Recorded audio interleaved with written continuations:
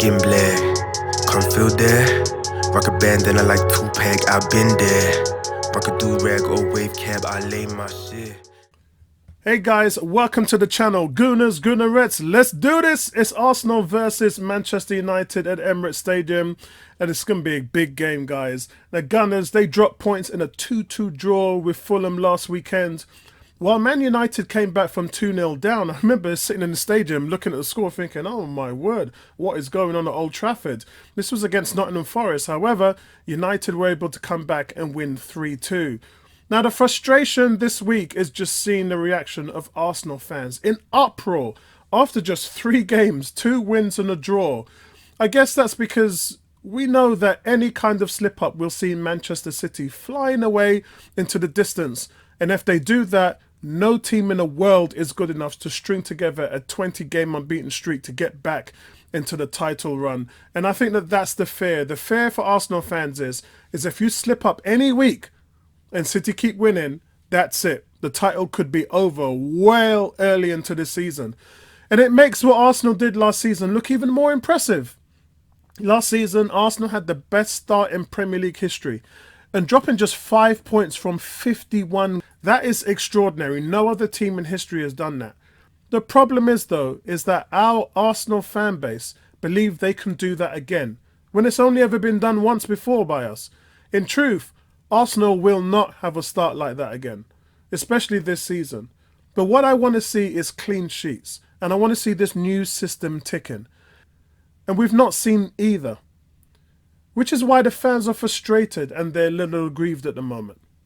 To be honest, guys, the Fulham result had nothing to do with our new system. Nketiah had come off the bench and done enough to give Arsenal 3 points. And then Fulham even picked up a red card after that. So all was good. And then Pelina was left free on a corner to pick out the bottom left corner of the net to end the game in a 2-2 draw. So that should have never happened. And everything is being blamed on these defensive mistakes. For Arsenal though, guys, 7 points from the opening 9 isn't bad. But it's the mistakes that are costing us. Having only kept 1 clean sheet in their last 9 Premier League matches at the Emirates Stadiums. We have a mental problem, guys. We keep shutting off at the start of the games, letting goals in the first minute of play. It's happened 3 times now in the last 15 games. So that's 1 every 5 games. We're just letting a goal in the first minute. For Man United, though, after an awful 2-0 away loss to Tottenham, they travel back to London, a place where they just cannot win. In fact, United's away record is abysmal. Just 3 wins from their last 11 Premier League games at rival grounds in the top 4, scoring just once in their last 4 matches. Now, Arsenal beat United 3-2 last season with 2 goals from Eddie Nketiah, 1 in the 90th minute. But for Arsenal, Tomiyasu returns from a 1-game suspension while Zinchenko has fully recovered from his calf issue. Nketiah, who earned his first England call-up earlier on this week, shout out to him because he was the England captain in the under-21s, and he talked about the frustration of not playing for Arsenal when all the other players he played along with are not just playing for their first teams at the top of the table, but earning big contracts as well. Now Eddie is up there, guys. Eddie, who has scored 32 goals in 48 starts for Arsenal, and he's got 2 goals in 3 games this season, and he created the other goal, which was the penalty for Martin Odegaard in week 2. So he's been definitely one of our most outstanding players after 3 games this season.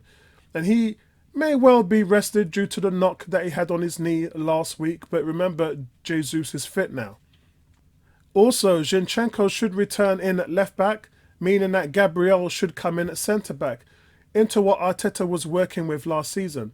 This could have a knock-on effect for Kai Havertz, dropping him to the bench, or dropping Partey to the bench and keeping Havertz on the field. Arteta gave a glowing endorsement of Havertz's qualities and also pleaded with supporters to show patience, because it's only been 3 games into the Premier League season, guys, and I agree with him. Havertz does all the dirty work that needs to be done in order for these new tactics to work. And now Xhaka has gone, the fans have piled in on Havertz as the new scapegoat. So fans are going to have to be patient and give this time, which is, quite frankly, what we were saying at pre-season. Now, Ten Hag, he has his own problems to deal with. There's no balance in the team at all. United fans seem to be disliking the Mason Mount deal, and there's even jokes on the internet of United wanting a refund. But they also have their defensive problems too. Raphael Varane came off against Nottingham Forest and is set to be sidelined for a few weeks. Victor Lindelof, he should be able to cover him in defence. But injuries include Luke Shaw, Terrell Macia, Mason Mount, Kobe Mainoo, Amad Dalio, Tom Heaton. They're all injured and will miss the game. So for me, guys, Arsenal's starting lineup. It's going to be a tough one, but I'm going to go with Ramsdale, White at right back, Saliba and Gabriel in the middle, Zinchenko on the left, Odegaard, Rice and Partey, Saka on the right, Martinelli on the left, and Jesus up front. That's the starting team that I'm going with. For Man United, I think we all know the big box office fight that we want to see is Casemiro versus Declan Rice. Last season, Partey, Rodri and Casemiro were the three top defensive midfielders as far as performances goes. But the stats-wise, the best defensive midfielder was actually Declan Rice, statistically. And what we want to see, this is the big $100 million question now.